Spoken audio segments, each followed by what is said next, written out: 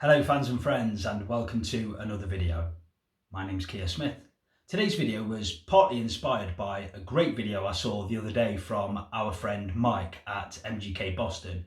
He posted a video on Friday showing 10 of his favourite album covers.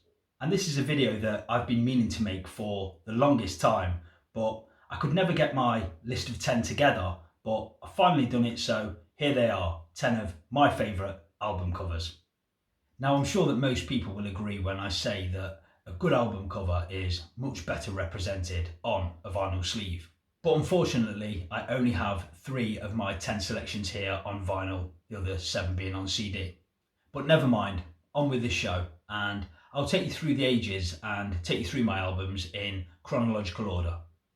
Starting with this, The Beatles, Abbey Road from 1969.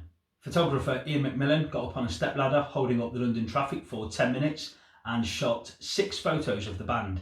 The other 5, if you ever care to look them up, are pretty ragged. This one is perfect, really. It's incredible that they look so uniformed, but if you look closely, it's actually Paul that is the only one out of step here. And this photo shows the band walking away from EMI Studios, which is the name it was known by at the time. But this is a superb album cover and one that I've spent hours and hours of my life looking at. Next we have Brain Salad Surgery by Emerson, Lake and Palmer from 1973. And this was designed by surrealist painter H.R. Geiger. And it has a very gothic feel to it, but very imaginative, I must say, with a die-cut sleeve that reveals this kind of spooky painting.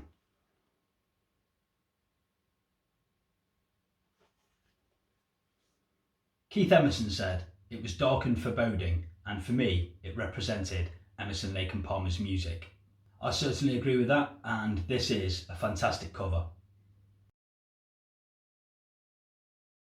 Next we have another album from the progressive rock genre, another album from 1973.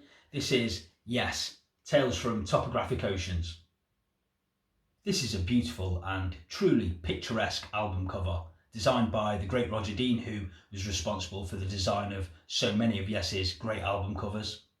Roger Dean and lead singer John Anderson discussed ideas for this album cover during a long flight from London to Tokyo. The long flight took them over many a beautiful landscape, and so they struck upon the idea of this magical and alternative landscape. And that certainly informed this brilliant album cover.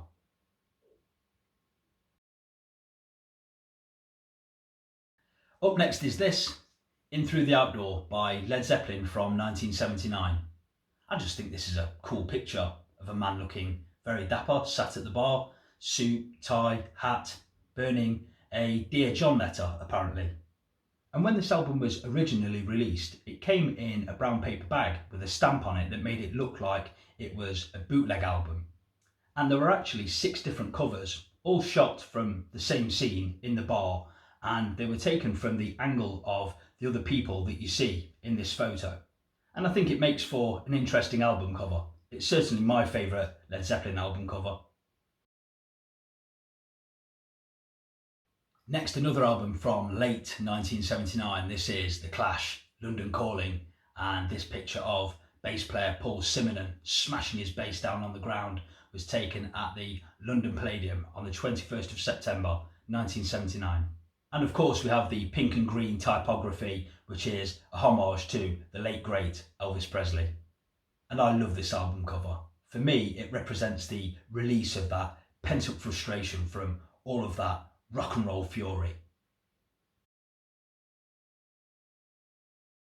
Up next is an album cover that caused a fair bit of controversy when it first came out back in 1980. This is Closer by Joy Division. And what you see here is the tomb of the Appiani family from the monumental cemetery of Stagliano. But bearing in mind that this album came out shortly after lead singer Ian Curtis had hung himself, well, it didn't go down well.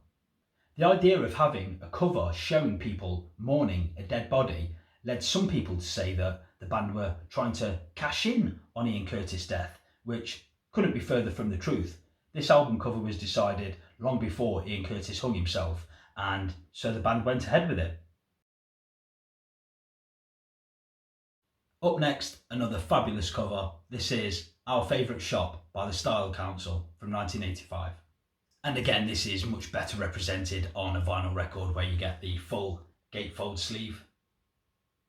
The panoramic image wraps around the gatefold sleeve, showing Paul Weller and Mick Talbot in a fantasy shop full of their favourite things: books, posters, albums, clothes, etc. You can imagine how much fun they had putting this album sleeve together. Next we have A Momentary Lapse of Reason by Pink Floyd from 1987. Pink Floyd have many great album covers, but this one's my favourite. Storm Thorgerson and the Hypnosis team were back on board to design this album cover, as they did with so many of Pink Floyd's great album covers during the 70s.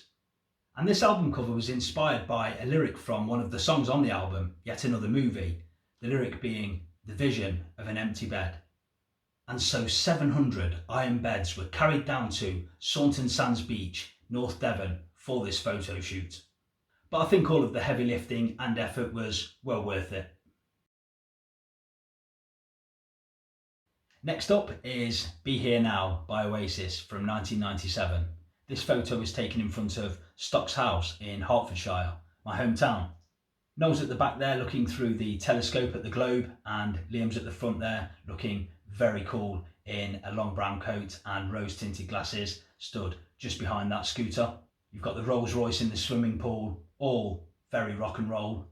And of course this is the last album cover to feature founding members Paul Bonehead Arthurs and Paul Grigsy McGuigan. But a very colourful and interesting album cover, Oasis' best cover. And lastly, to complete this list, we've got Destroyed by Moby from 2011. The story behind this cover is Moby's flight was seriously delayed, and so he took some time to explore the airport, and he came across this electronic sign that said, "For the safety of our customers, unattended baggage will be removed and/or destroyed." Now Moby, who apparently always carries a camera with him, waited until the last word was visible on the sign. He then snapped the photo, and there's your album cover.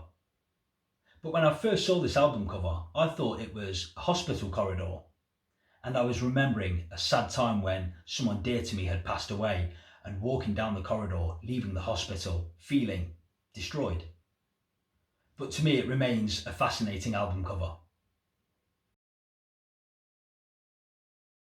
So there you go, 10 of my favourite album covers. The first 9 I think most people will be familiar with, maybe not the last one though.